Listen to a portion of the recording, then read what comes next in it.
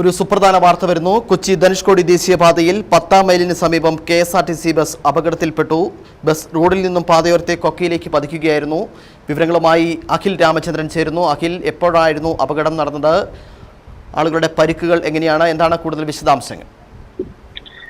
ശിവൻ, ഏതാനും സമയങ്ങൾക്ക് മുമ്പാണ് കൊച്ചി ധനുഷ്കോടി ദേശീയപാതയിൽ ഇരുമ്പുപാലം സമീപം ഇത്തരത്തിൽ KSRTC ബസ് അപകടത്തിൽപ്പെട്ടത്.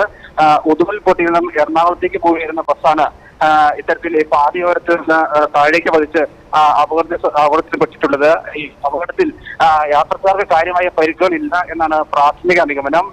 ഈ ഭാഗത്ത് ദേശീയപാതയുടെ നവീകരണവുമായി ബന്ധപ്പെട്ട് എല്ലാം ജോലികൾ നടന്നു വരുന്നുണ്ട്.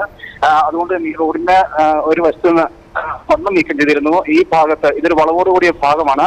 ഈ ഭാഗത്ത് വെച്ചാണ് ഈ ബസ് ഇത്തരത്തിൽ താഴേക്ക് പോയിട്ടുള്ളത്. ബസിന്റെ മുൻഭാഗം റോഡിൽ നിന്ന് താഴേക്ക് കുത്തുനിൽക്കുന്ന ആ രീതിയിലാണ് അപകടം സംഭവിച്ചിട്ടുള്ളത്.